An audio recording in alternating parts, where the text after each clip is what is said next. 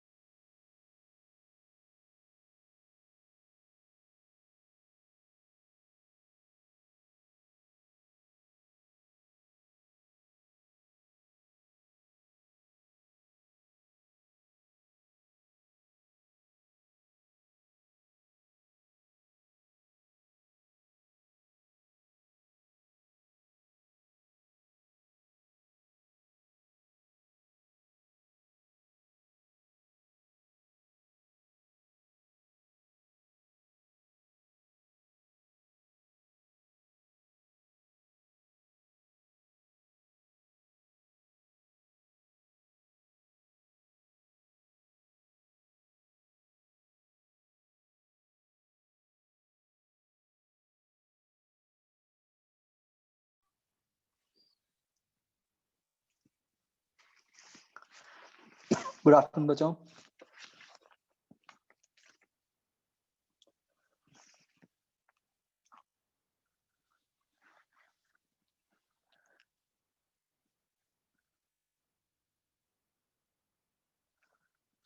So we are almost at the last week of your syllabus completion.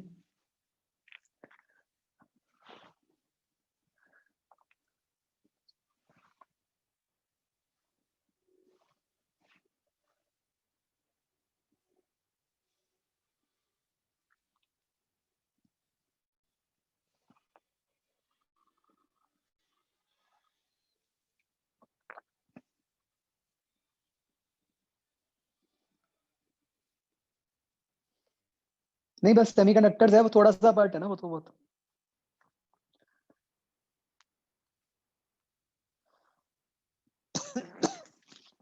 तो मतलब मेरे ख्याल से मतलब एग्जैक्टली 4 में तो नहीं होगा, उसके अलावा हो सकता है एक क्लास हो या कुछ हो।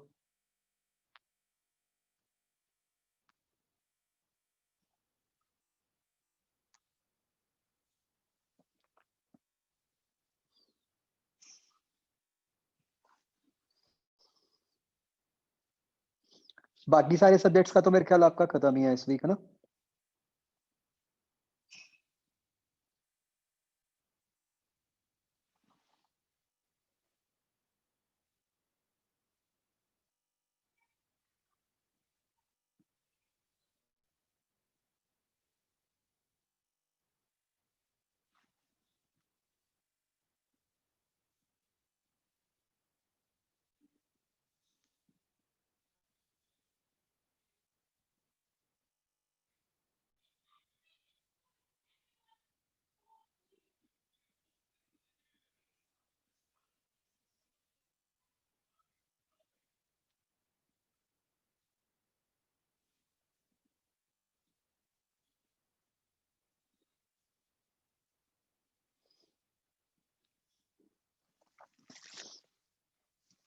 हाँ बच्चों, तो कहाँ पे थे हम?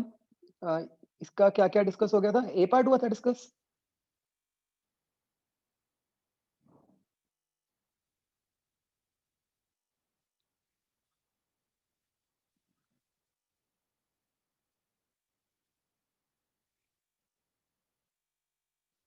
अच्छा,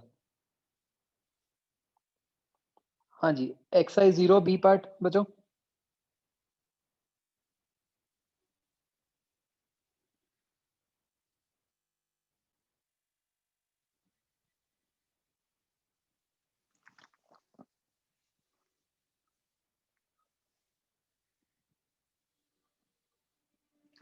हाँ, मतलब फोर्थ में बच्चों अजम्पशन ये है कि वो सैचुरेशन है, तो यस सैचुरेशन करंट चेंज होगा ना, क्योंकि नंबर ऑफ फोटॉन्स चेंज हो जाएंगे।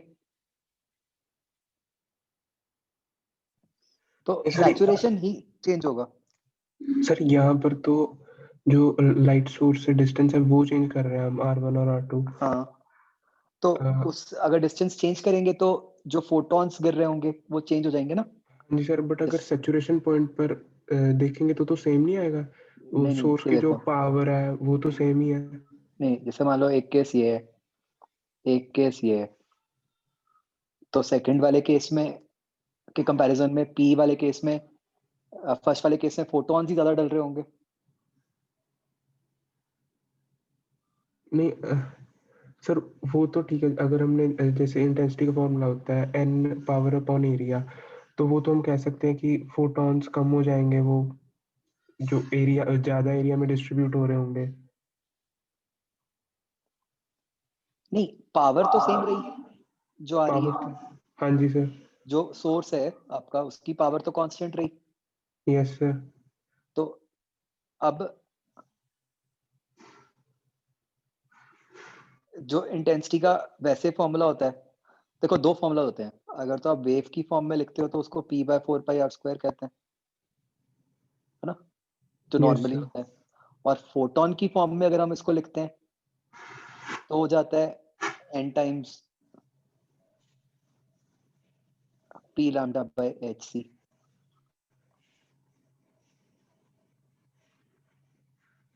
राइट। Yes sir. तो व्हाट वी से इज कि यहाँ पर एन जो है वो है नंबर ऑफ फोटॉन्स पर हाँ, unit n is area. Number of photons per area, yes. हाँ जी सर। तो अब आप नीचे वाले फॉर्मूला से देखो कि अगर हम डिस्टेंस चेंज करेंगे तो इंटेंसिटी चेंज हो गई। Yes sir. अब ऊपर वाले फॉर्मूला में वो इंटेंसिटी किस कारण से चेंज होगी? अच्छा, हाँ जी सर। अब एन से ही चेंज होगी ना। Yes sir. तो इसलिए ठीक है, हो गया क्लियर। Yes sir.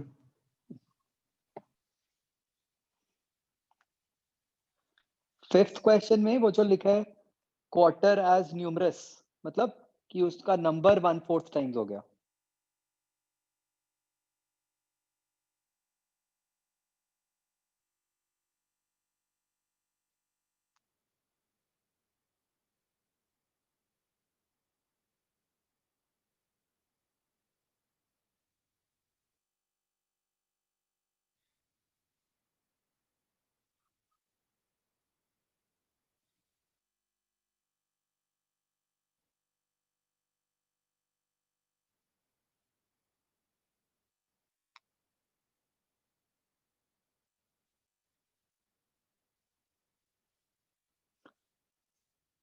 आगे बचो।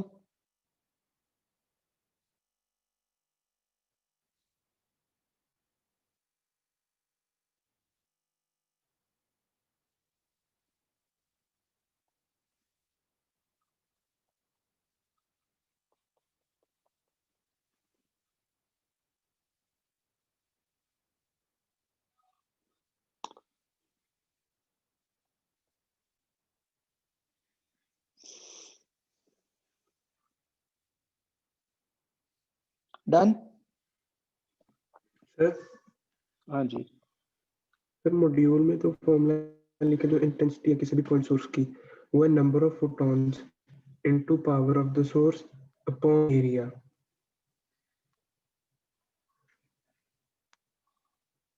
तो सर यहाँ तो सिर्फ एरिया चेंज करने से इंटेंसिटी चेंज हो जाएगी। नहीं नहीं, कुछ गलत करो आप।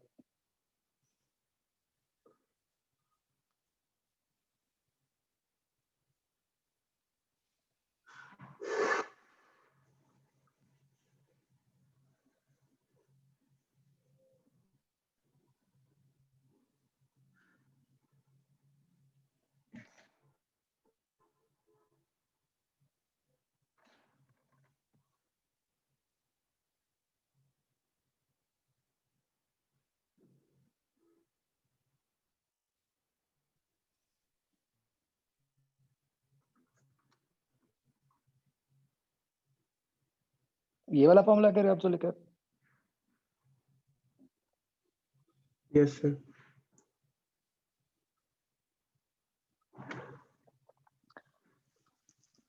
हाँ, तो आपका एरिया थोड़ी चेंज हो रहा है, एरिया तो सेम रहा ना, जिस एरिया के ऊपर आपकी लाइट डल रही है। अच्छा, हाँ जी सर। राइट। Yes sir. तो फिर हो गया क्लियर। हाँ जी सर।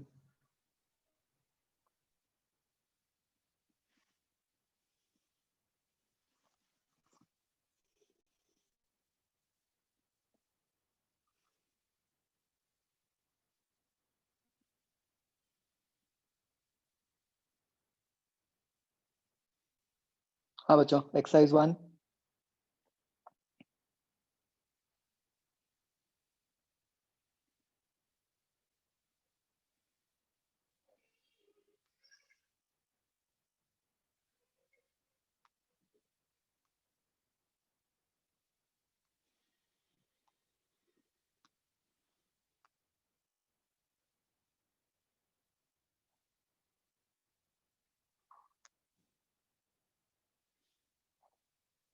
हाँ बच्चों, ए पार्ट।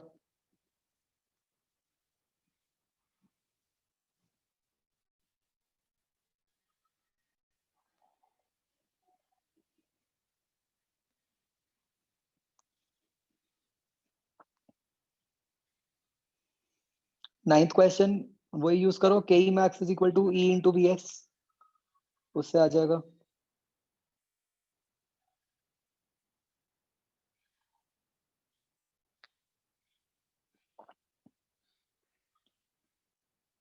ये 18th क्वेश्चन देखो बच्चों।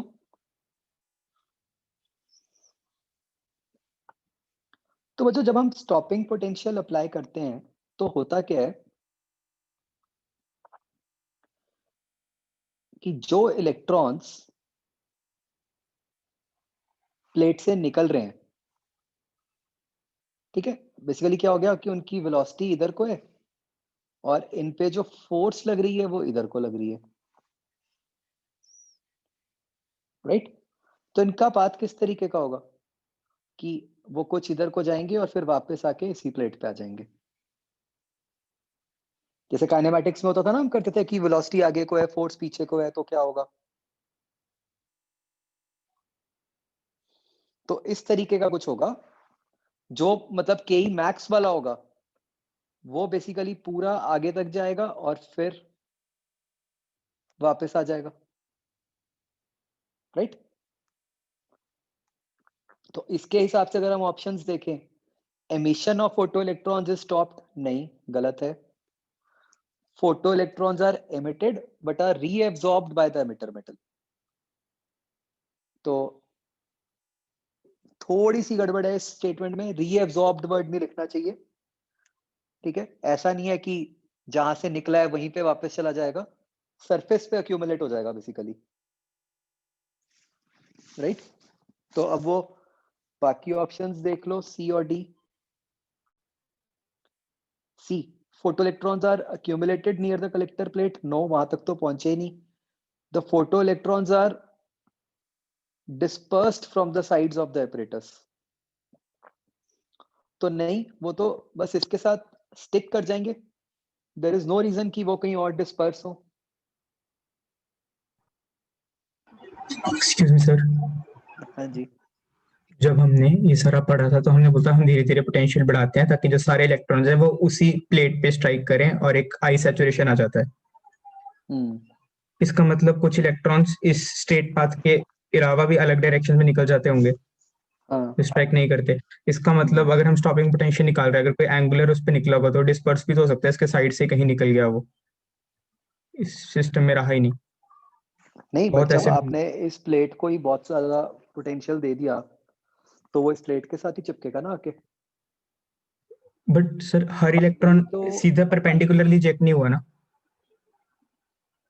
हाँ, मतलब अलग अलग डायरेक्शंस में होंगे। तो अब उस पे तो फोर्स लेफ्ट और लेफ्ट को लगती आ रही है लगातार। मतलब आप ये हो देखो कि सकता है वो, सारे जो इलेक्ट्रॉन्स हैं ऐसे ही इधर कोई कहीं निकलेंगे ना। हाँ जी, तो हो सकता है वो एस्केप कर जाए वापस आते आते इधर, ना एक्यूमुलेट हो। हाँ, हो सकता है, तो बट आप फिर ये सोचो कि जो एपरेटस होता है, मतलब ऑब्वियसली हम ऐसे एक नैरो सा एपरेटस रखते हैं, तो जो वाले आप कह रहे हो वो बहुत कम होंगे कंपेयर टू जो प्लेट पे जाएंगे। अच्छा ठीक।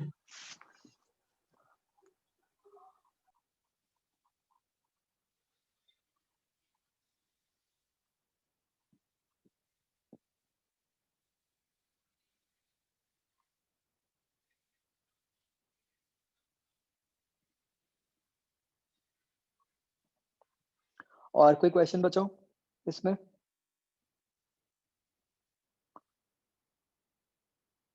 ये 10th क्वेश्चन बचाओ, जस्ट इन केस अगर कंफ्यूजन हो तो वो वी नॉट की जगह वी एस है स्टॉपिंग पोटेंशियल, और वो वी नहीं है, न्यू है frequency.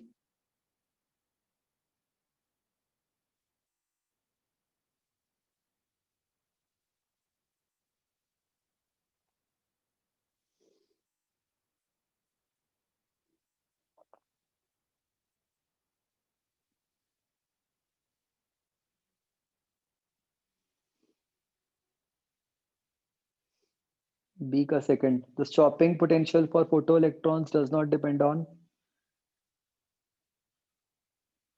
intensity, nature, distance between the two, all of above। हाँ तो वो तो किसी पे नहीं डिपेंड करेगा, स्टॉपिंग पोटेंशियल तो मेटल की प्रॉपर्टी होती है। डिस्टेंस समझा दो कैसे, मतलब अगर मैं दो उनको बिल्कुल पास में रख दूं, दोनों को प्लेट्स को, और दूर रखूं तो एक ही बात होगी, स्टॉपिंग पोटेंशियल सेम ही होगा। सी स्टॉपिंग पोटेंशियल तो एक डेफिनेशन है कि एक आइसोलेटेड मेटल से इलेक्ट्रॉन को इजेक्ट करने में कितनी एनर्जी चाहिए। वो तो वर्क फंक्शन ही है। अच्छा सॉरी मैंने तो उल्टे, स्टॉपिंग पोटेंशियल, एक सेकंड बचो। अच्छा हाँ, एनीवेज तो एक सी ऑप्शन ही सोचनी है, तो आप डिस्टेंस चेंज करोगे उससे फोर्स में चेंज आएगा। हम तो एनर्जी इक्वेट कर रहे हैं ना, के मैक्स इक्वल टू ईवीएस, उसके अंदर डिस्टेंस का तो कोई रोल ही नहीं आया। अगर वो रुकने से पहले, मान लो आपने पहले उसको एक्स रखा था और उस एक्स पे वो जो मैक्सिमम एनर्जी वाला था वो जाके बिल्कुल सामने रुक के वापस आ रहा था, हम्म, उसको अगर पास कर दोगे तो वो उतने में ही रुक जाएगा छोटे से में। हाँ वो तो आप काइनेमेटिक्स से निकाल के देख लो, वही आएगा। तो वो कोलाइड नहीं करेगा आगे जाके उससे। हाँ हाँ ठीक। एक बार मैं निकाल के देखूंगा, नहीं हो तो कल कर लेना डिस्कस। हाँ हाँ। 14th,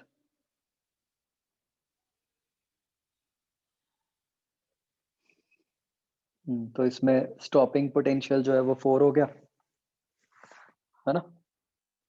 तो बच्चों ये ध्यान रखना कि ये पोटेंशियल 4 है, स्टॉपिंग पोटेंशियल 4 वोल्ट्स। तो इसका मतलब के मैक्स क्या हुआ, 4 इलेक्ट्रॉन वोल्ट्स हो गया, ई से मल्टीप्लाई हो जाएगा वो, है ना? ये ध्यान रखना, मतलब ये ना सोचना कि आई मीन अच्छा यहाँ तो चलो इसीलिए उन्होंने दे ही दी दोनों ऑप्शंस बी और डी, फिर बिल्कुल ही क्लियर हो जाएगा।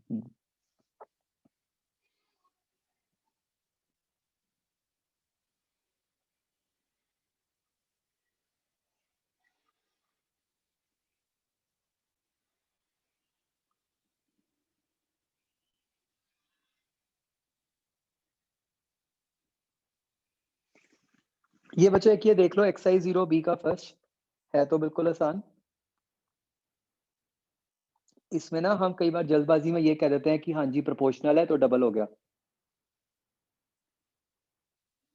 बट ये आपको लिख के देखना पड़ेगा। देखो H nu is equal to work function plus EVS, तो मतलब वीएस क्या बन गया, H nu minus W upon E. दूसरे केस में वीएस डैश क्या बन गया, 2 H nu minus W by E, correct? तो बच्चों इसको मैं ऐसे लिख सकता हूँ, देखो 2 H nu minus 2 W by E plus W by, ये समझ आया बच्चों कैसे लिखा है? राइट। ये मैंने क्यों लिखा है ऐसे, क्योंकि जो पहली टर्म है वो क्या बन गई, वो 2vs बन गई।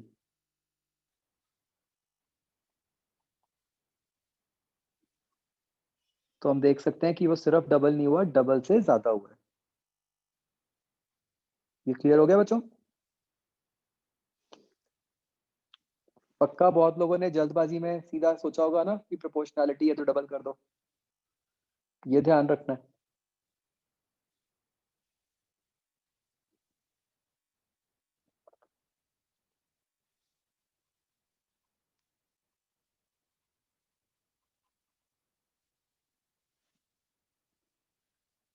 ओके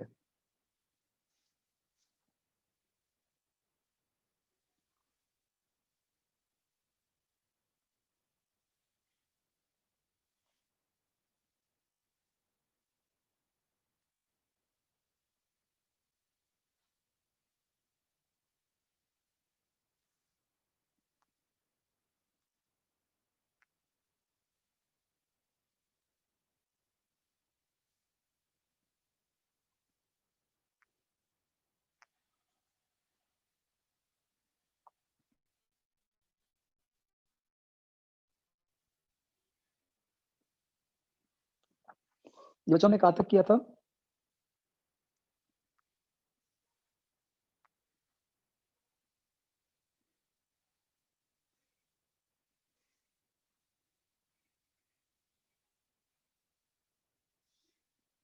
अच्छा क्वेश्चंस कर लिए थे हमने, राइट। ठीक है।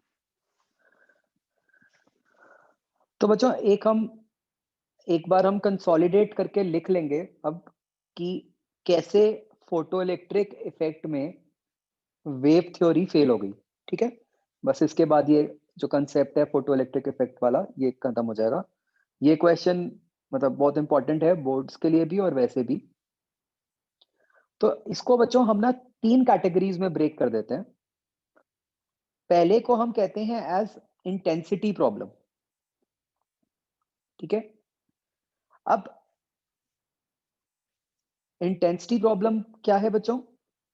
वेव थ्योरी के हिसाब से तो intensity simply power upon area, है ना। तो वेव थ्योरी के हिसाब से तो इंटेंसिटी बढ़ाने का मतलब है एनर्जी बढ़ाना सिर्फ। बट हमने देखा कि फोटो इलेक्ट्रिक इफेक्ट में क्या हो रहा है कि जो हमने पिछली क्लास में बात की थी कि भाई अगर तो इंटेंसिटी को नंबर ऑफ फोटोन से बढ़ाते हो तो करंट बढ़ता है, अदरवाइज करंट नहीं बढ़ता, राइट। तो यहाँ पे इंटेंसिटी का डबल ट्रीटमेंट आ गया कि भाई आप एनर्जी को कैसे बढ़ा रहे हो, by increasing wavelength, sorry, by increasing frequency or by increasing the number of photons, isn't it?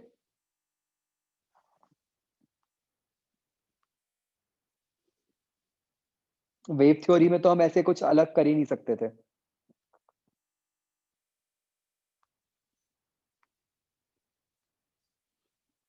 तो ये हम पहला पॉइंट लिखेंगे।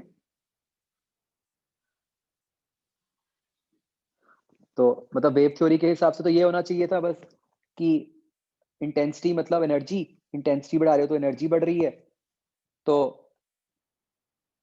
इलेक्ट्रॉन ज्यादा स्पीड से आने चाहिए। बट हमने देखा फोटो इलेक्ट्रिक इफेक्ट में कि ऐसा भी हो सकता है कि स्पीड में कोई चेंज ही ना हो जब आप नंबर ऑफ फोटॉन्स बढ़ा दोगे, राइट।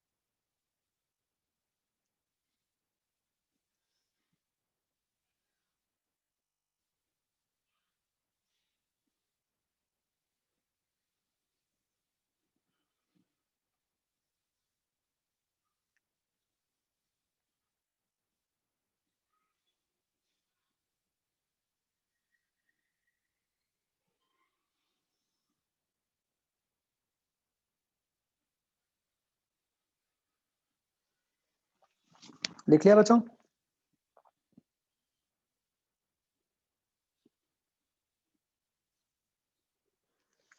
नेक्स्ट बच्चों हम कहते हैं फ्रीक्वेंसी प्रॉब्लम। अब बच्चों वेव थ्योरी के हिसाब से तो वेव क्या है? Continuous flow of energy, right? तो वेव थ्योरी के हिसाब से तो ये होना चाहिए था कि अगर आप एक मेटल के ऊपर रेडिएशन डाल रहे हो, इसका मतलब आप कंटिन्यूअसली एनर्जी डाल रहे हो। तो तो जब भी एक इलेक्ट्रॉन के पास जाके सफिशिएंट एनर्जी हो गई तो वो इलेक्ट्रॉन बाहर निकल जाए, राइट? लेकिन फोटो इलेक्ट्रिक इफेक्ट में हमने क्या देखा कि भाई ऐसा नहीं है। अगर आप थ्रेशोल्ड फ्रीक्वेंसी से कम रखते हो तो फिर जितनी मर्जी देर तक डालते रहो वो निकलेगा ही नहीं, राइट?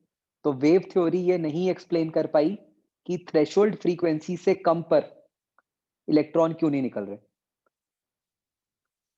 तो इसको हम लिखते हैं फ्रीक्वेंसी प्रॉब्लम, कि wave theory could not explain why electrons are emitted only for frequency greater than threshold frequency.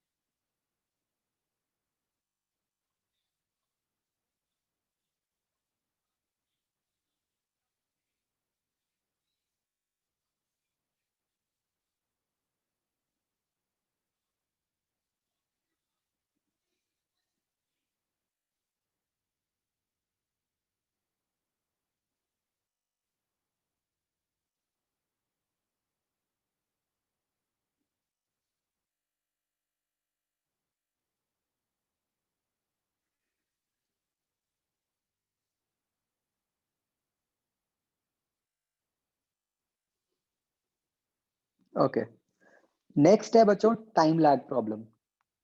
तो वेव थ्योरी के हिसाब से तो यह है कि इलेक्ट्रॉन धीरे धीरे एनर्जी कैप्चर करता जाए और थोड़ी देर के बाद निकले। बट पार्टिकल नेचर में हमने क्या देखा कि इलेक्ट्रॉन तो क्योंकि सीधा फोटोन एब्जॉर्ब करता है तो उसके पास तो झटके से एनर्जी आ जाती है और वो झटके से निकल जाता है। तो वेव थ्योरी ये नहीं एक्सप्लेन कर पाई कि इलेक्ट्रॉन झटके से कैसे निकल जाता है, ठीक है? तो इसको हम कहते हैं टाइम लैग प्रॉब्लम। तो as per wave theory electron should absorb energy continuously and hence come out whenever it gets sufficient energy. It could not explain the instantaneous emission of electrons.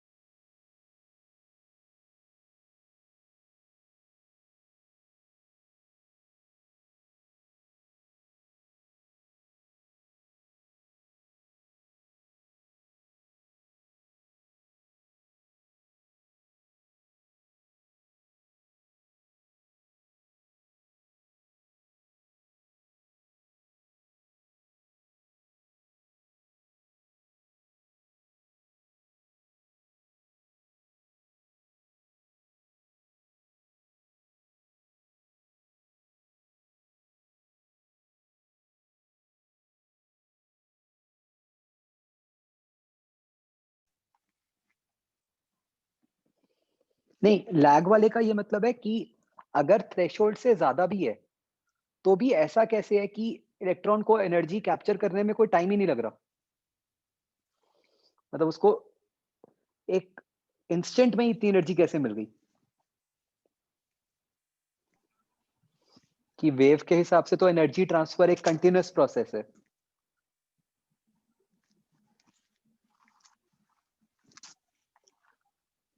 Excuse me sir, हम्म ये वाला part मतलब समझ नहीं आया। अगर continuous भी है, अगर थ्रेशोल्ड से ज्यादा ही है उसके पास, हम्म तो इससे तो बस ये पता लग रहा है कि वेव नेचर के हिसाब से निकलने के बाद भी उसकी काइनेटिक एनर्जी इंक्रीज होती जा सकती थी, बट निकल तो साथ के साथ जाएगा ही अगर वेव में भी है तो, कॉन्टिन्यूअस भी है तो, क्योंकि एनर्जी तो उससे ज्यादा ही है, तो उससे नहीं एक्स्ट्रा भी चाहे, मिल सकती है।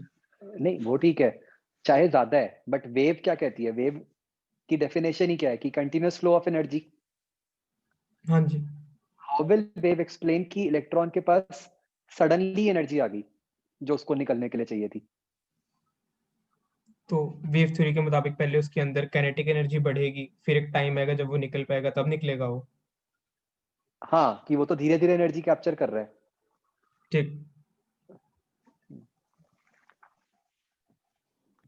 बट सर अगर अगर वेव थ्योरी के अकॉर्डिंग भी देखें, अगर धीरे धीरे भी कैप्चर कर रहा है तो जरूरी तो नहीं वो कोलिजन्स के कारण लूज भी तो कर सकता है। हाँ, वो मतलब उसका क्या, मैं समझा नहीं, उसका क्या लिंक हुआ। सर अभी आप कह नहीं रहे थे कि अगर वो धीरे धीरे गेन भी कर ले हाँ हाँ हाँ तो निकल सकता है। हाँ, वो तो मतलब तो वो तो ऑब्वियसली निकलना तो उसके बाद ही शुरू करेगा जब वर्क फंक्शन से ज्यादा हो जाएगी एनर्जी। हाँ जी सर। हम्म तो मतलब उसमें टाइम लगेगा ना कि जितनी भी एनर्जी है, अ, मतलब हम आइडियली निकाल सकते हैं ना वेव की इंटेंसिटी से, हम ये निकाल सकते हैं कि मतलब जो भी इलेक्ट्रॉन का छोटा सा एरिया होगा कि उस एरिया पे करस्पॉन्डिंग टू वर्क फंक्शन जितनी एनर्जी है हाँ वो जी सर। एनर्जी एब्जॉर्ब होने के लिए कितना टाइम लगेगा। बट यहाँ पर तो सर अज्यूम कर रहे हैं कि वो सारी एनर्जी इलेक्ट्रॉन एब्जॉर्ब ही कर रहा है और उसके बाद कोलिजन वगैरह और कोई भी लॉस नहीं हो रहा। नहीं, लॉस तो अगले वाला पार्ट हो गया, लॉस तो उसके बाद आएगा ना जब उसने निकलना शुरू किया इलेक्ट्रॉन ने। अच्छा हाँ जी सर। हम्म, पहले तो हम ये कह रहे हैं ना कि उसको इतनी एनर्जी तो मिले जिससे वो अट्रैक्टिव फोर्सेस को ओवरकम करके हिलना शुरू करे। Yes sir. तो फोटो इलेक्ट्रिक इफेक्ट में वो एनर्जी झटके से आ जाती है, सडनली आ जाती है, यहाँ पे उसमें टाइम लगता है। हाँ जी सर। देखो, एनर्जी मिलने के बाद जो निकलने का टाइम है वो तो सेम है दोनों केसेस में, वो तो कोई फर्क नहीं पड़ा कि वो जो भी कोलिजन्स करता हुआ बाहर निकलेगा। लेकिन जो एनर्जी एब्जॉर्ब करने का टाइम है वो वेव थ्योरी के हिसाब से कुछ फाइनाइट टाइम आना चाहिए, और यस सर। असली में देखा कि वो कोई टाइम है ही नहीं, मतलब बहुत ही छोटा सा टाइम है। हाँ जी सर। तो ये कॉन्ट्रडिक्शन है।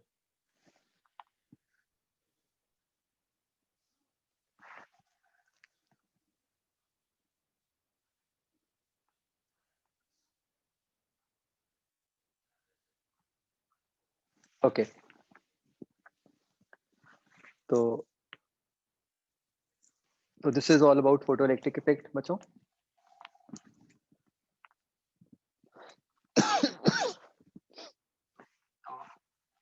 बच्चों हमारा नेक्स्ट है एक छोटा सा टॉपिक जिसको हम कहते हैं डी ब्रॉगली वेव।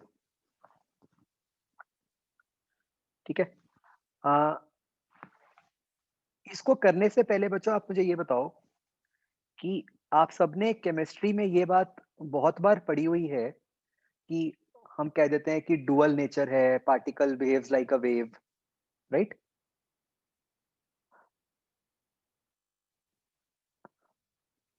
उसका मीनिंग क्या होता है जब हम ये कहते हैं कि a particle behaves like a wave, what does that mean.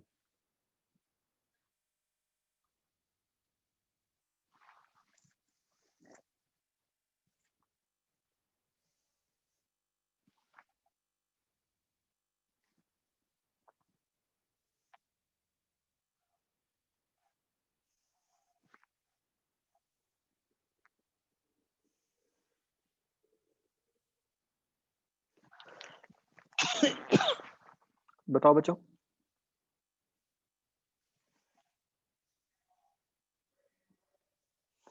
कोई तो बताओ।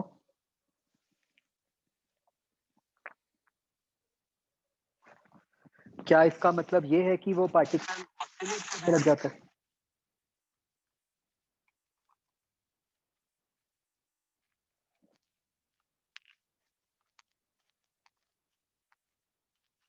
क्या इसका मतलब ये है कि वो पार्टिकल खुद कोई वेव एमिट करने लग जाता है?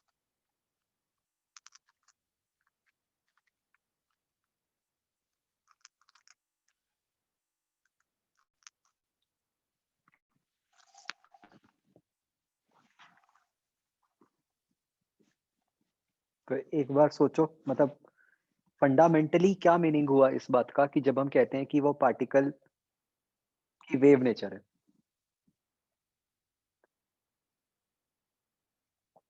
क्या वो पार्टिकल वेव की तरह ट्रैवल करना शुरू कर देता है?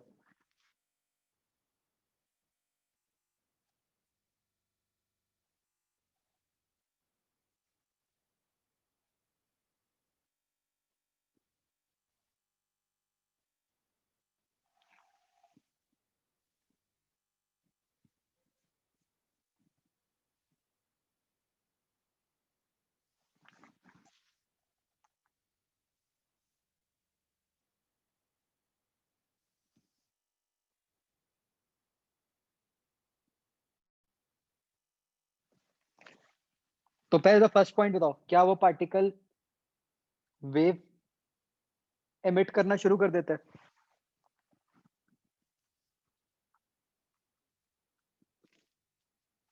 No, right. तो ये तो नहीं है, वो पार्टिकल वेव तो नहीं एमिट करता। तो अब वो क्या पार्टिकल ऐसे एक वेव की तरह मूव करना शुरू कर देता है?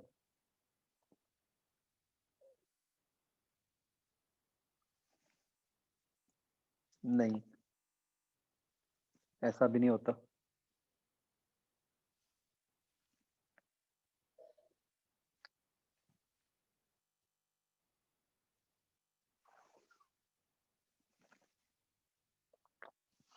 फिर बताओ भाई, क्या मतलब हुआ वेव नेचर का?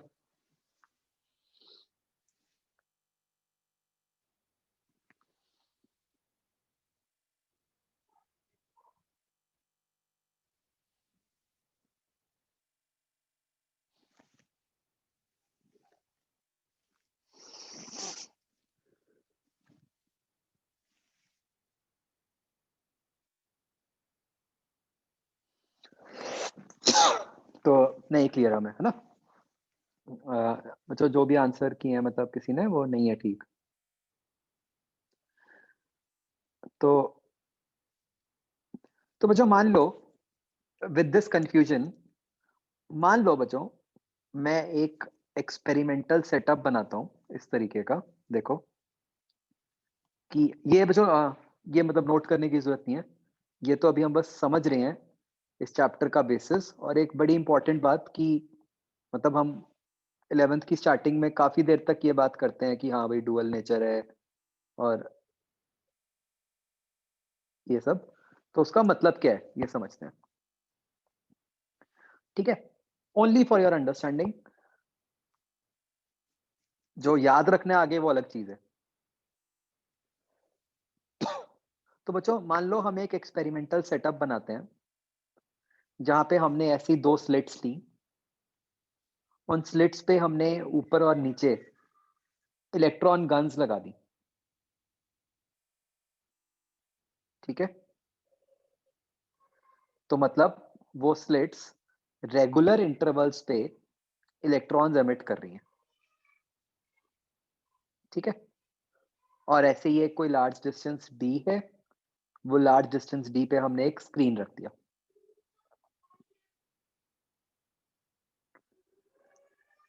ठीक है? अ,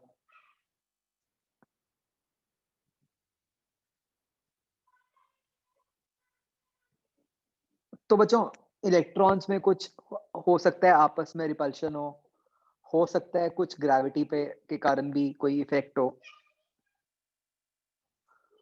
तो उन सब के कारण इलेक्ट्रॉन जो, चलो 1 मिनट के लिए अगर हम बात करें, हम कहें कि हमने चलो ये रिपल्शन को, ग्रेविटी को निग्लेक्ट कर दिया,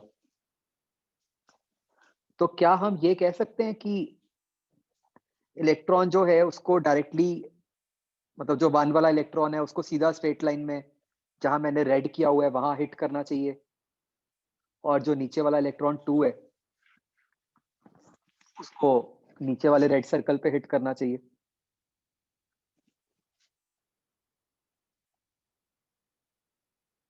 आदित्य, व्हाई नो?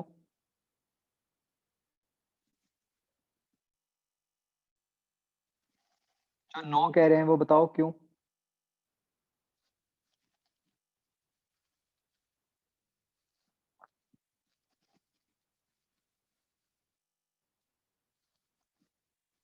इंटरफेरेंस का क्या मतलब है यहाँ पे? क्या, किसकी इंटरफेरेंस हो जाएगी?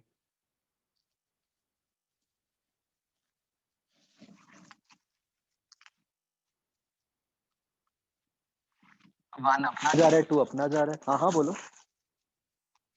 हमने तो आज तक यही पढ़ा है, वो तो हमने, अब आपने बताया, हमने शायद गलत पढ़ा होगा कि इलेक्ट्रॉन खुद एज अ वेव नहीं बन जाता, बट हमने जब सारे डायग्राम्स बनाए थे उस टाइम यही पढ़ा था कि इन फेज आउट ऑफ फेज, मतलब इलेक्ट्रॉन के खुद नहीं देखो, खुद वो तो बिल्कुल सही वेव पढ़ा फॉर्म में आपने चल कि रहा है, तो आप इलेक्ट्रॉन उसमें वो वेव की भी तरह सकते हैं अगर बिहेव आप बिल्कुल करता है, वेव ही मान लो।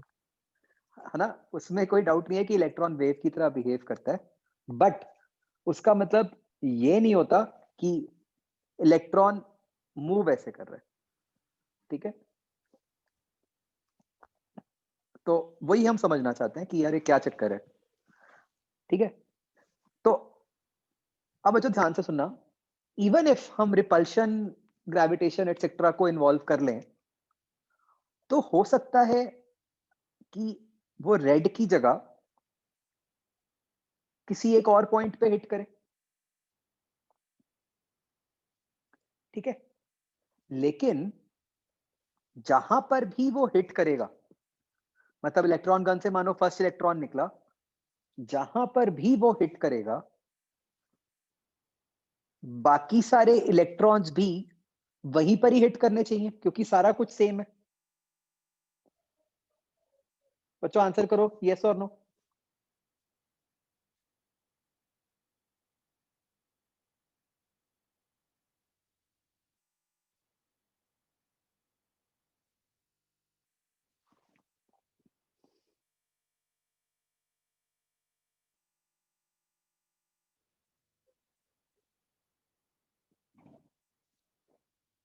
राइट? तो लेकिन बच्चों देखा ये गया कि मान लो मैं स्क्रीन पे डिटेक्टर लगा दूं, ठीक है, तो स्क्रीन के ऊपर कोई फिक्स्ड पोजीशन नहीं है। मतलब जैसे मान लो अगर मैं, ये जो रेड सर्कल है, मान लो ये डिटेक्टर ही है, तो ये डिटेक्टर सारे के सारे इलेक्ट्रॉन्स को कैप्चर नहीं कर पाता। सिमिलरली जो नीचे वाला डिटेक्टर है वो भी सारे इलेक्ट्रॉन्स को कैप्चर नहीं कर पाता। ठीक है, इनफैक्ट अगर हम, मान लो हमने लेफ्ट साइड से ये जो गन्स हैं उनसे 1000 इलेक्ट्रॉन्स ईच भेजे हैं, ठीक है, तो वो जो इलेक्ट्रॉन्स हैं वो स्क्रीन की के अलग अलग पार्ट्स पे पाए गए। ठीक है, और अगर हम ये देखें कि बच्चों स्क्रीन के किस पार्ट पे हमें ज्यादा इलेक्ट्रॉन्स मिले और किस पार्ट पे कम इलेक्ट्रॉन्स मिले, ठीक है, तो वो जो ग्राफ है वो कुछ ऐसा मिल जाता है हमें।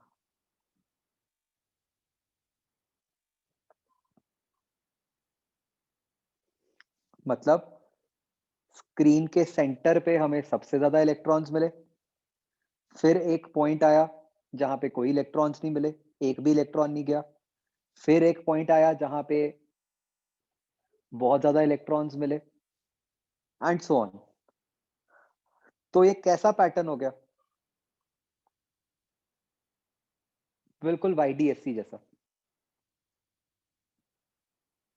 Isn't it?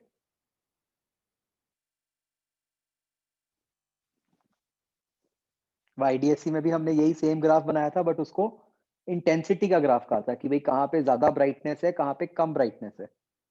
यहाँ पे हम सेम ग्राफ से क्या डिपिक्ट कर रहे हैं कि कहाँ हमें ज्यादा इलेक्ट्रॉन्स मिले, कहाँ हमें कम इलेक्ट्रॉन्स मिले। ठीक है, तो अगर आपने किसी को समझाना हो तो आप क्या कहोगे कि भाई जहां पे ग्राफ्स की पीक्स हैं वहां पे आपको इलेक्ट्रॉन मिलने का सबसे ज्यादा चांस है, जहां पे बॉटम वाला पॉइंट है वहां पे आपको कभी कोई इलेक्ट्रॉन नहीं मिलेगा। क्या ये बात बच्चों समझ आती है? समझ मतलब कि ऑब्वियसली अभी तो ये तो समझ नहीं आया कि ये हो कैसे गया, राइट? बट जो मैं बता रहा हूं कि हाँ भी ऐसा होता है, मतलब एज सच आपको समझ आया कि क्या हुआ।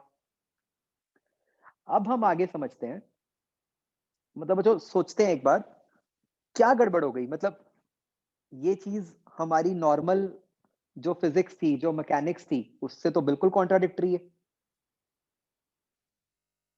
ना? कि हम तो ये कह रहे हैं कि सारा कुछ सेम है, सारी forces, gravity etcetera, everything is same, still different electrons are behaving differently,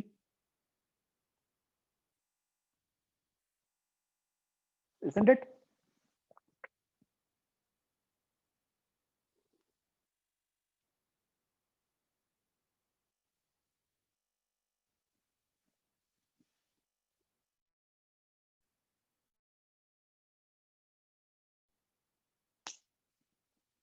तो बच्चों क्या लग रहा है आपको, क्या चीज गलत हुई, मतलब या क्या चीज डिफरेंट हुई जिस कारण से ये ऐसा बिहेवियर हमें देखने को मिला?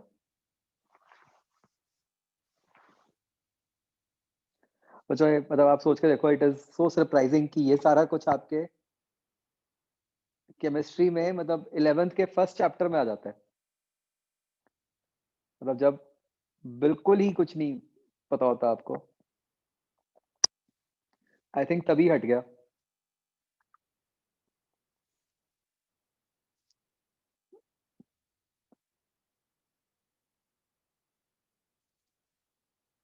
तो बच्चों होता क्या है, अब ध्यान से समझो कि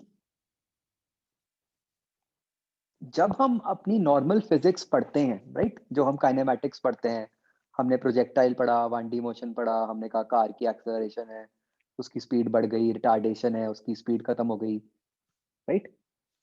वहां सब जगह हमारी एक अंडरलाइंग अजम्पशन ये है, एंड वो ठीक भी है, कोई दिक्कत नहीं है उसमें, कि हम ये कहते हैं कि भाई ये कार जब चल रही है, ठीक है, चाहे वो स्लो हो रही है चाहे वो फास्ट हो रही है, तो वो आपको हर इंस्टेंट पे दिख रही है car, right? In other words, आप हर इंस्टेंट पर कार की पोजीशन स्पेसिफाई कर सकते हो, इजंट इट?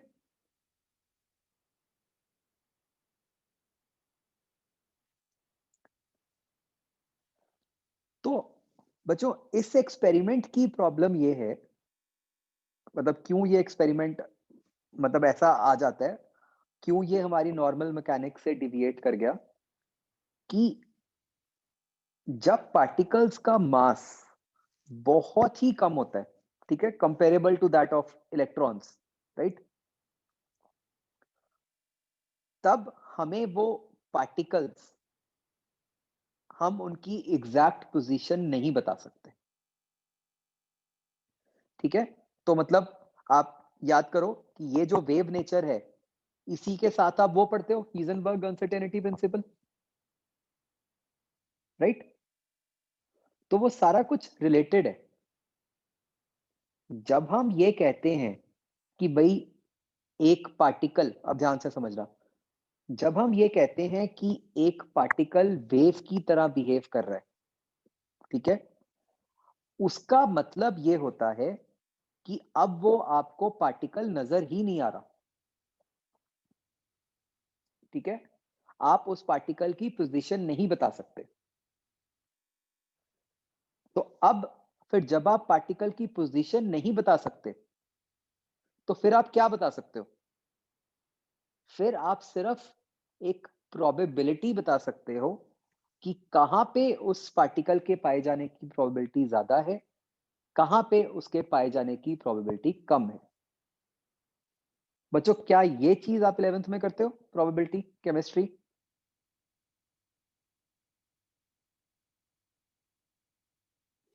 कहां पे? श्रोडिंजर, जो बेसिकली श्रोडिंजर वेव इक्वेशन जिसको हम कहते हैं, basically that is nothing but it tells the probability. ठीक है, और जो उसका सॉल्यूशन होता है, उसके सॉल्यूशन से हमारे पास क्या आता है?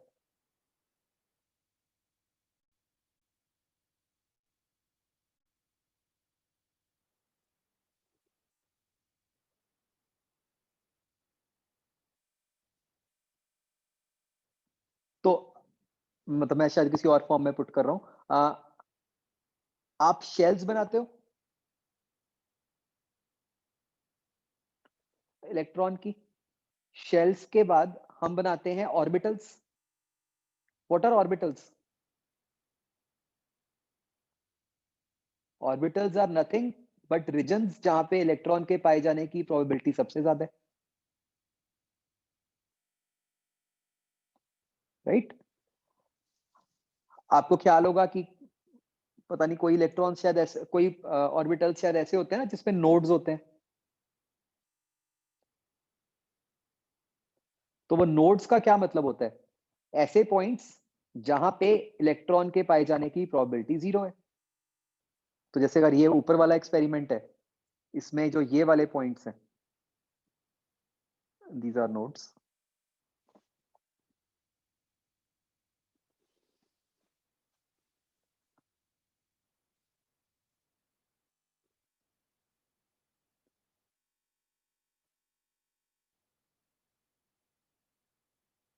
ठीक है बच्चों,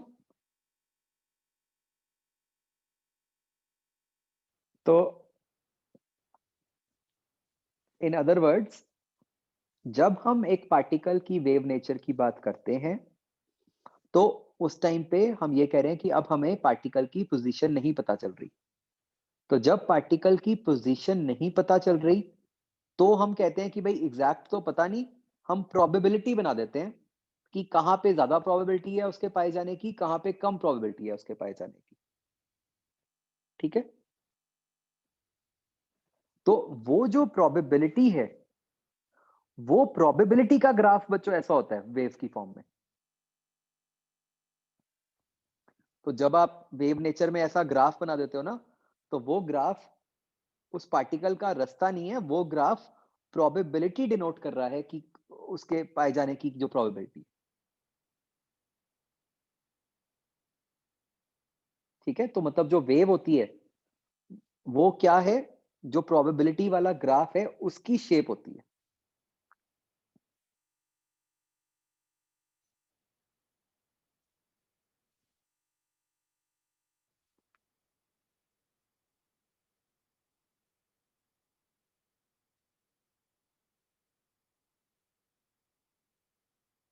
तो अब ये चीज हम विजुअलाइज नहीं कर सकते, ठीक है, कि यार ऐसा क्या हो गया कि हम उसको देख नहीं पा रहे, क्योंकि हम अपने आसपास जो पार्टिकल्स हैं, हम ऑब्वियसली उन सबको देख पाते हैं, हम उनकी पोजीशन को एग्जैक्टली स्पेसिफाई कर पाते हैं। ठीक है,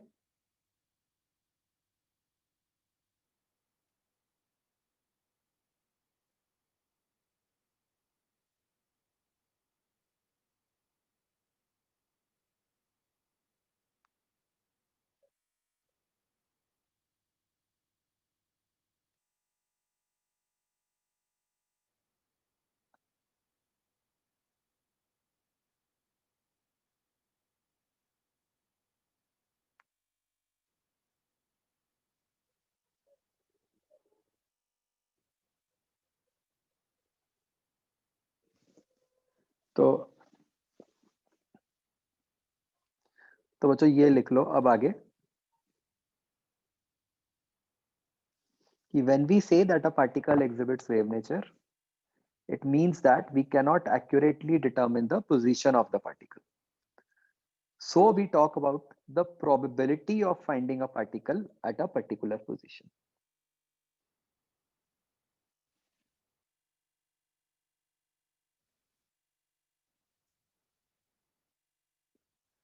इसकी हेडिंग है बच्चों डी ब्रॉगली वेव।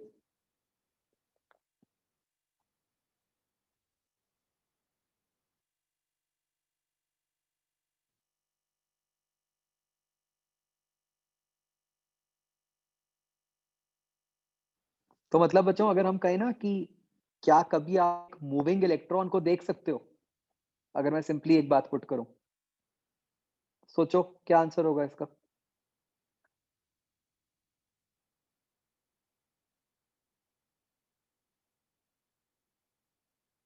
नहीं देख सकते, ठीक है, उसकी पोजीशन ही नहीं आप स्पेसिफाई कर सकते किसी भी टाइम पे। एक्सक्यूज मी सर, हाँ जी।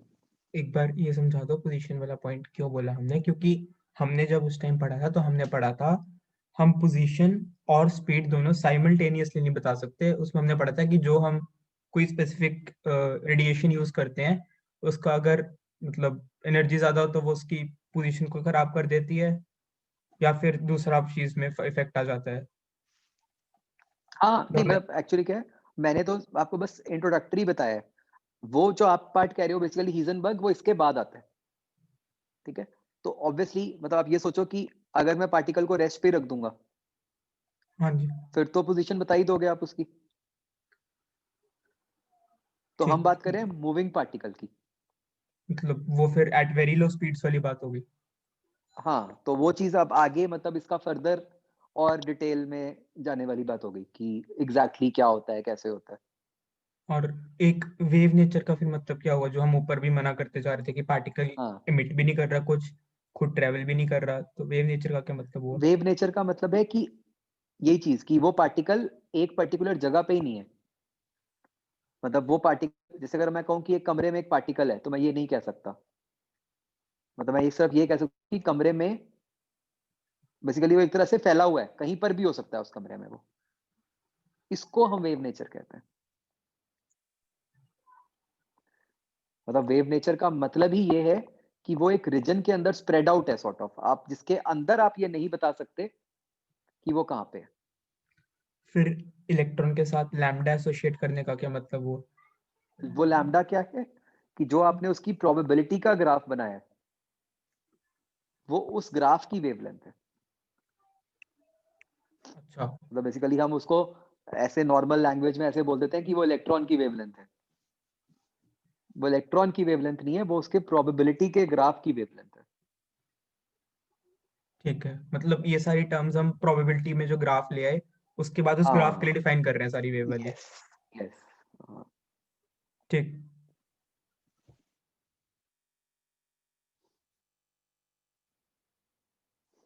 ठीक है, तो ये मतलब मैं आपको बिल्कुल सिंपल सी टर्म्स मैंने आपको लिखवा रहा हूँ कि बस आइडिया लग जाए आपको होता क्या है। तो वेव का मतलब होता है वो वेव ऑफ प्रोबेबिलिटी।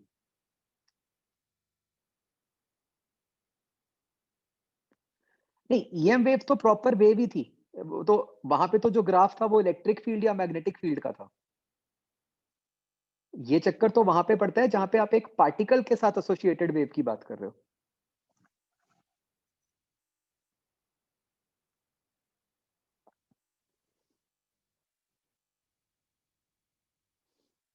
हाँ, जैसे फोटॉन्स के केस में। हाँ, फोटोन भी नहीं मैं कहूंगा, रादर फोटोन तो बिल्कुल मासलेस पार्टिकल है। इलेक्ट्रॉन या ऐसे जो पार्टिकल्स हैं उनकी बात करनी चाहिए। फोटोन एक स्पेशल केस होता है जहां पे मतलब फोटोन हमने डिफाइन इस तरीके से किया है कि वहां पे जो लाइट की वेवलेंथ है और जो फोटोन की वेवलेंथ है वो सेम ही होती है, डी ब्रॉगली वेवलेंथ।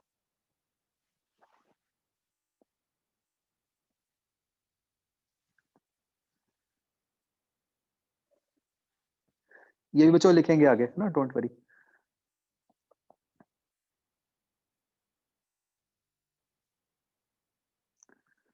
तो इस वेव की जो वेवलेंथ होती है बच्चों उसको हम लिखते हैं as lambda equal to h by mv which is h by p।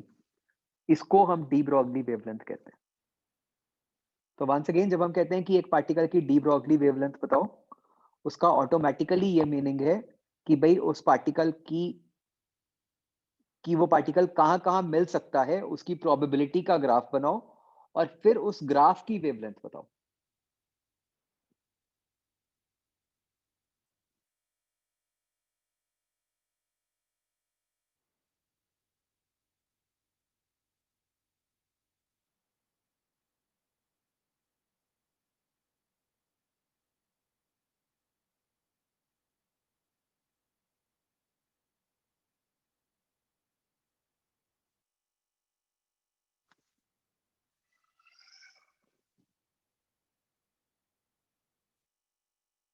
ठीक है बच्चों,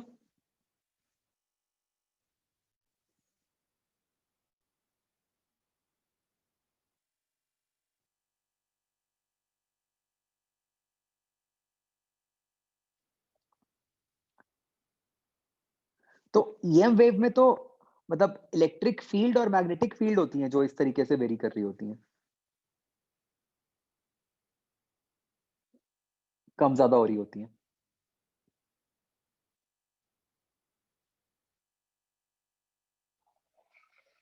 हाँ, इलेक्ट्रिक फील्ड और मैग्नेटिक फील्ड का मैग्नीट्यूड और डायरेक्शन वेरी करती है। यस,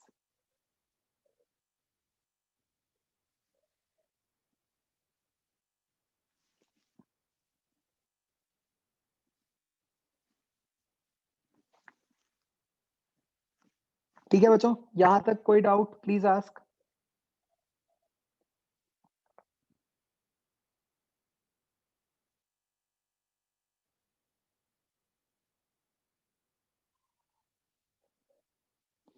ठीक है बच्चों, मैं फिर से एक बार रिपीट कर रहा हूं। जब हम कहते हैं कि एक पार्टिकल की वेव नेचर है, इसका मतलब यह है कि अब आप उस पार्टिकल की एग्जैक्ट पोजीशन नहीं बता सकते, आप सिर्फ ये बता सकते हो कि हाँ, एक पूरे रीजन में उस पार्टिकल की पाए जाने की क्या प्रोबेबिलिटी है। तो जब आप उसकी प्रोबेबिलिटी का ग्राफ बनाते हो, उस ग्राफ की जो वेवलेंथ होती है उसको हम कहते हैं एज डी ब्रॉगली वेवलेंथ। ठीक है, तो मतलब वेव की शेप में क्या होता है, प्रोबेबिलिटी का ग्राफ। ठीक है, ये फॉर्मूला कैसे आया, lambda equal to H by M V, this goes beyond our scope. ठीक है, ये हम प्रूव नहीं कर सकते। आप केमिस्ट्री में इसको एक धक्के से प्रूव कर देते हो, but that is not the actual proof. ठीक है,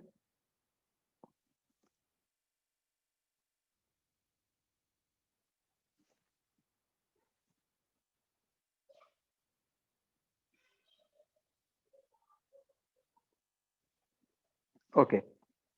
तो अब बच्चों अगर हम बात करें हम कैसे मतलब ये निकालते हैं डी ब्रॉगली वेवलेंथ, तो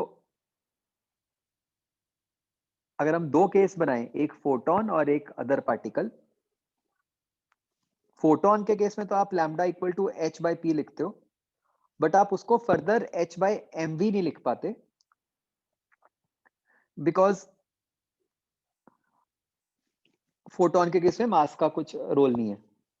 ठीक है, अगर कोई दूसरा पार्टिकल होता है उसमें आप पी को एम वी लिख सकते हो।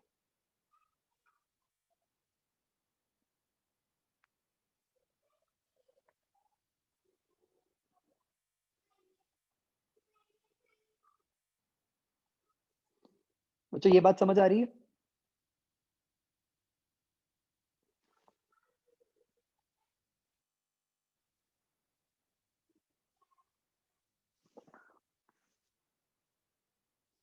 ओके,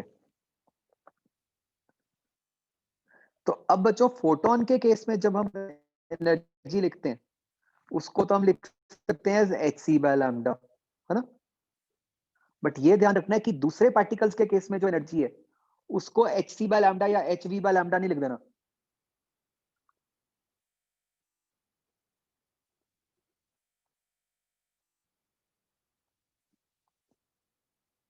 ठीक है, दूसरे पार्टिकल के केस में जो एनर्जी है वो हाफ एम वी स्क्वायर से ही लिखी जाती है।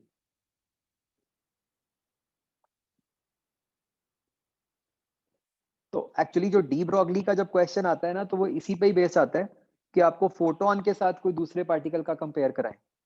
तो हमें बस ये बच्चों एक्स्ट्रा ध्यान रखना होता है कि फोटोन की एनर्जी लिखना और कोई दूसरे पार्टिकल की एनर्जी लिखना या फिर मोमेंटम लिखना दो अलग अलग बातें हैं, ठीक है, उनको मिक्स नहीं कर सकते हम।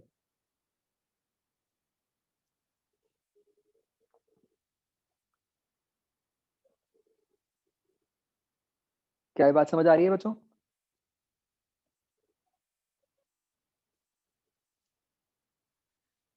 ओके, तो बच्चों ये सेकंड वाले केस में, राइट साइड वाले केस में, अगर मैं एनर्जी को ऊपर सब्स्टिट्यूट कर दूं तो मेरे पास लैम्डा का क्या एक्सप्रेशन बन जाएगा? h/√2me।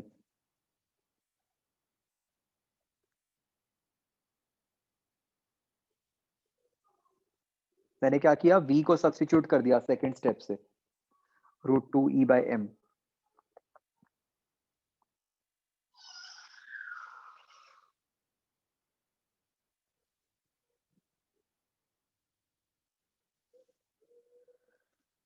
ठीक है, और लेफ्ट हैंड साइड पे तो हमें पता ही है कि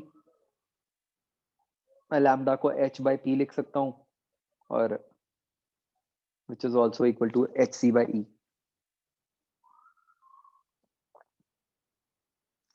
तो आपको ना ऐसे कंपैरिजन वाले क्वेश्चन आते हैं कि एक तरफ फोटोन दे दिया, एक तरफ कोई दूसरा पार्टिकल दे दिया, आपको ऐसे कहा जाएगा कि दोनों की डी ब्रॉगली वेवलेंथ सेम है, दोनों की एनर्जी बताओ, या दोनों की एनर्जी सेम है, दोनों की डी ब्रॉगली वेवलेंथ कंपेयर करो। तो हम कई बार क्या कंफ्यूज हो जाते हैं, जैसे लेफ्ट साइड वाला फॉर्मूला है hc/e, तो हमें लगता है इसके अंदर तो मास की कोई टर्म ही नहीं आई, राइट? बट ये ध्यान रखना है कि ये फॉर्मूला तो लगता ही फोटोन पे है, इलेक्ट्रॉन पे तो राइट साइड वाला फॉर्मूला लगेगा। ये बात बच्चों समझ आती है?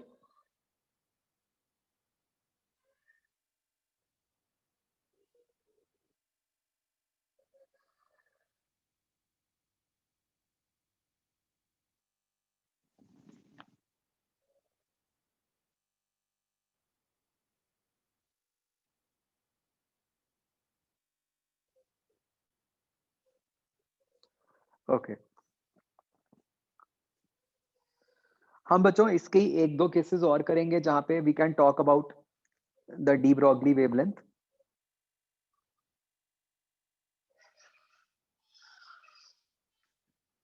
जैसे अगर कोई चार्ज पार्टिकल है, तो चार्ज पार्टिकल के केस में हमें पता है कि जो एनर्जी होती है वो क्या होती है, चार्ज इनटू पोटेंशियल डिफरेंस। ये जो मैंने v लिखा है ना, ये थोड़ा सा अलग करके लिखा है v, ताकि ये आप इसको वेलोसिटी से ना कंफ्यूज कर दो। This v denotes potential difference.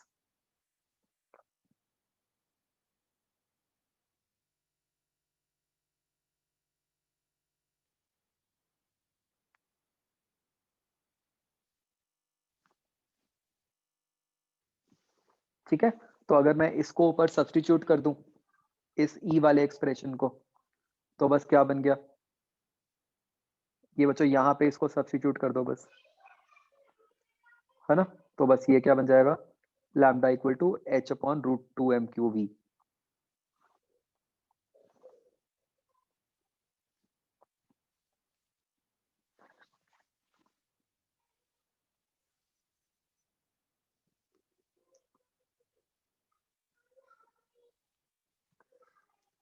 समझ आ गया बच्चों?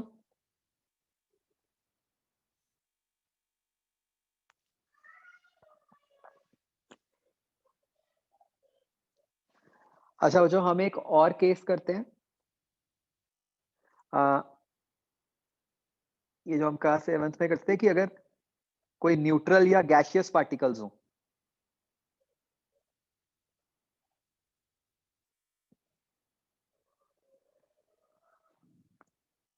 वंस अगेन बच्चों ये वाला जो v है, ये क्या है, potential difference.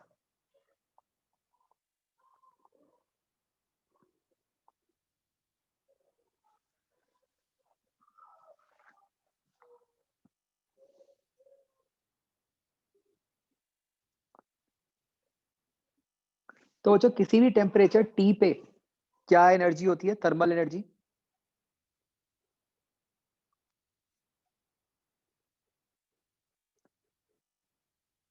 E is equal to F/2 kT, है ना?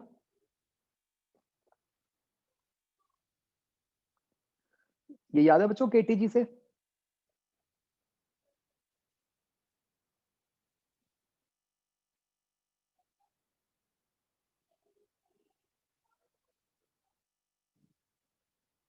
थर्मल एनर्जी बच्चों याद है? F/2 kT।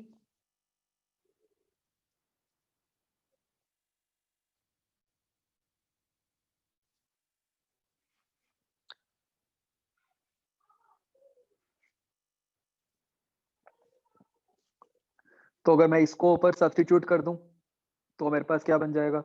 Lambda is equal to H/√FM/kT।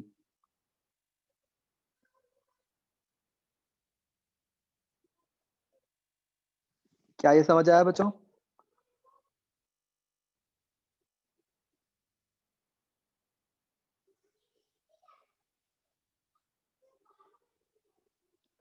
F याद है सबको?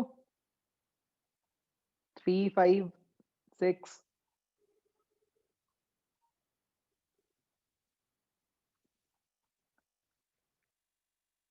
फिर से लिख लो, कोई बुराई नहीं।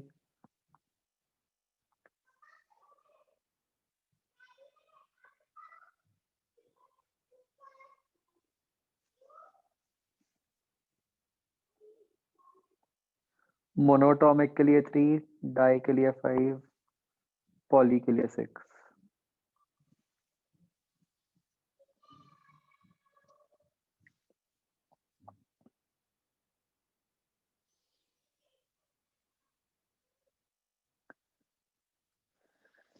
ठीक है बच्चों, तो डी ब्रॉगली में बच्चों आगे वाला पार्ट तो बहुत आसान है, सिंपल एक फॉर्मूला ही है और कुछ भी नहीं है। बट बस ये थोड़ा सा उसका माइंड में रखना है कि वो आया कहाँ से है। वो ही बिल्कुल बेसिक, बस इतना कि हाँ वो प्रोबेबिलिटी वेव होती है और कुछ नहीं।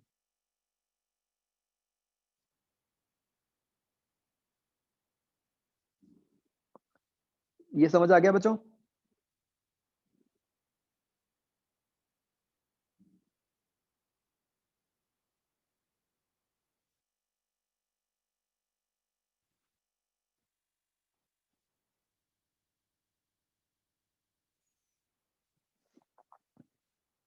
Okay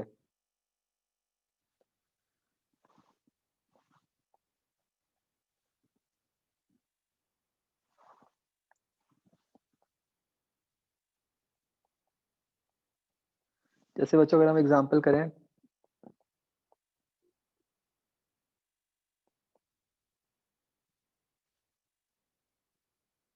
two particles have equal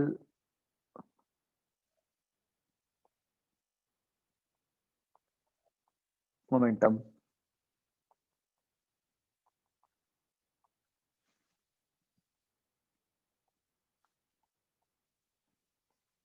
Will they have equal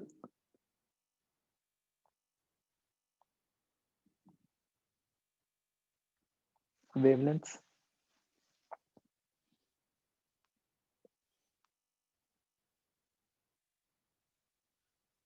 बिल्कुल सिंपल क्वेश्चन।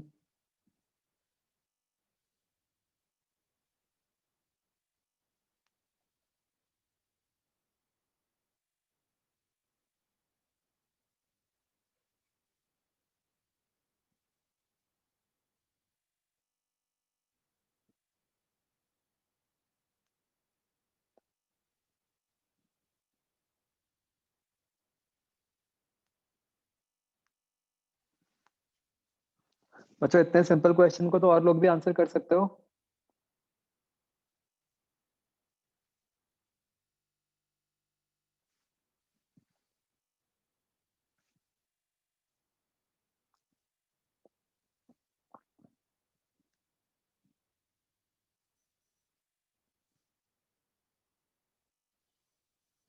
आंसर करो भाई, ऐसे नहीं छोड़ रहा मैं।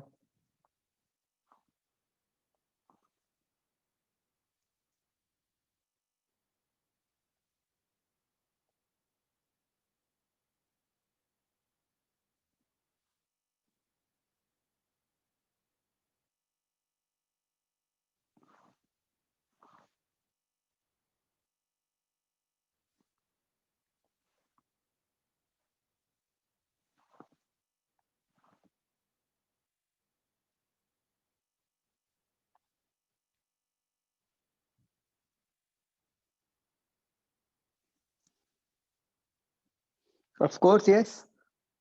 भाई लैम्डा क्या होता है? h by P. अगर p सेम होगा तो लैम्डा सेम ही होगा, राइट? अगर उल्टा कर दें,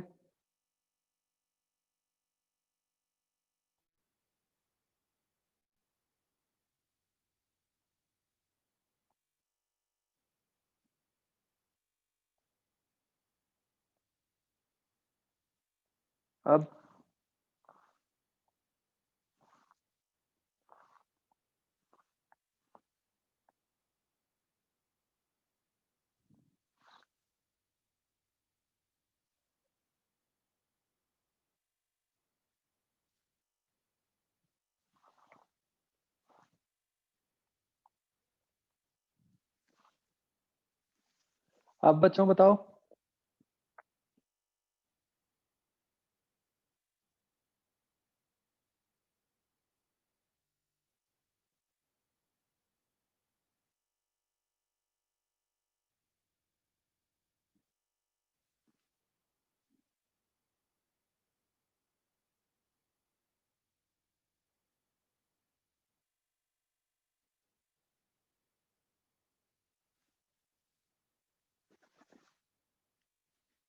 बच्चों कुछ तो करो आंसर यार, यस नो।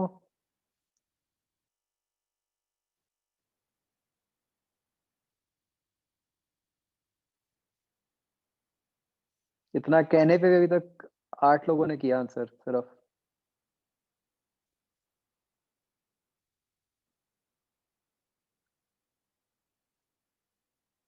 गर्ल्स कहाँ हो सब? अक्षिता, तेजस्विनी,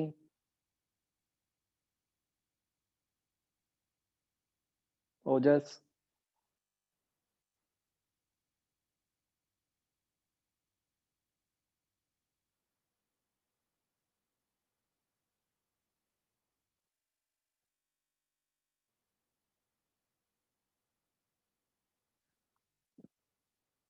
करो भाई कुछ आंसर।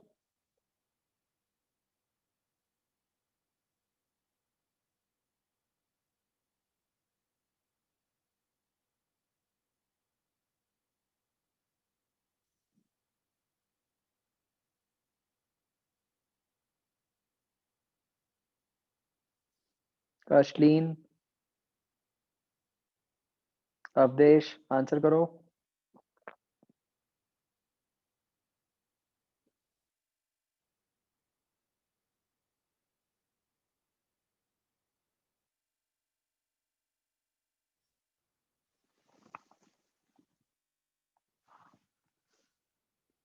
तो बच्चों इसका आंसर है नो।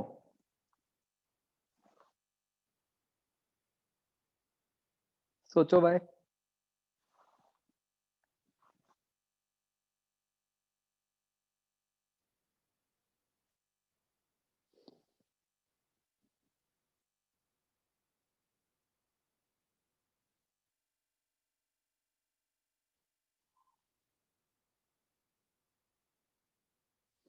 सोचो भाई ऐसा क्यों होगा?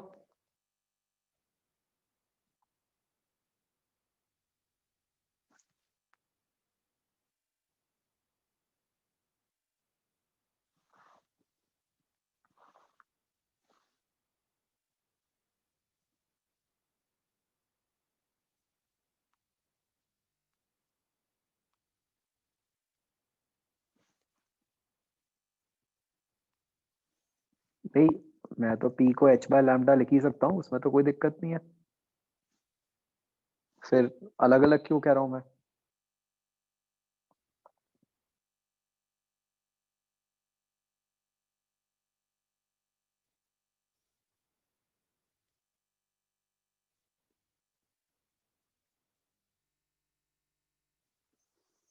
अगर h सेम है, h तो कांस्टेंट ही है, लैम्डा सेम है, तो p अलग कैसे हो जाएगा?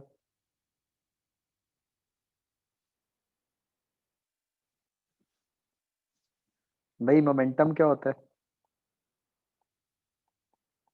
Vector quantity. क्या आपको इस ऊपर वाले फॉर्मूला से डायरेक्शन का पता चल जाएगा?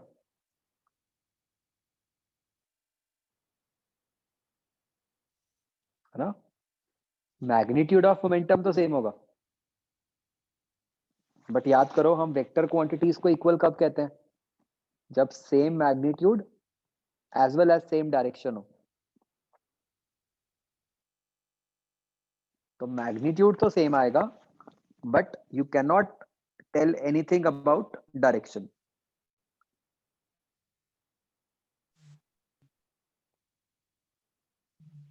राइट?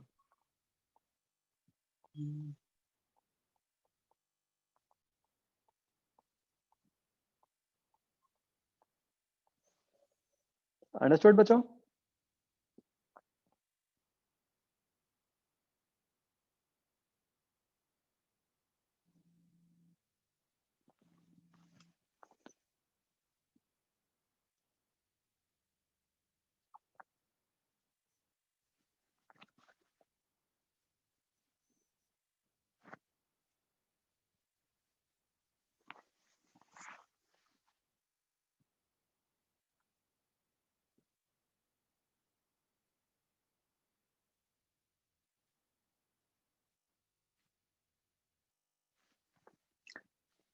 ठीक है, तो ये ध्यान रखना है।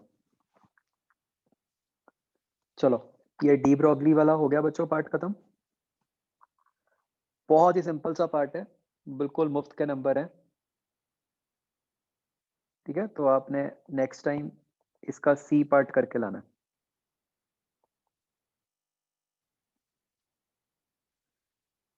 ओके? हाँ, बिल्कुल फॉर्मूला बेस्ड है और कुछ भी नहीं है इसमें।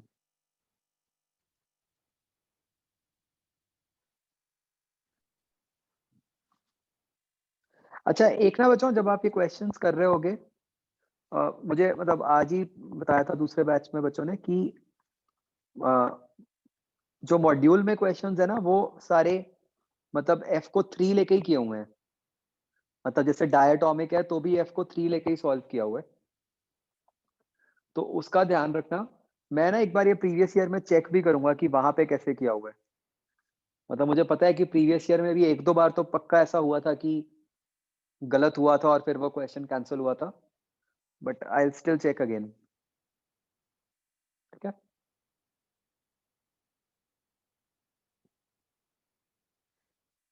तो इस चैप्टर का अगला पार्ट जो है वो एटम्स वाला हमने करना है, वो भी सेम केमिस्ट्री वाला है। और जो न्यूक्लियस वाला है, बस उसका इंट्रोडक्शन करनी है हमें कि न्यूक्लियस की बिल्कुल बेसिक कुछ प्रॉपर्टीज।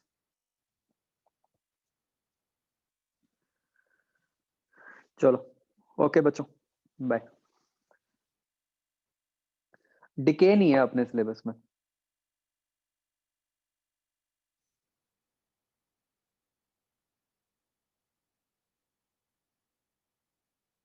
हाँ, एटम वाला तो पूरा है ही, वो तो करना ही है अपने को।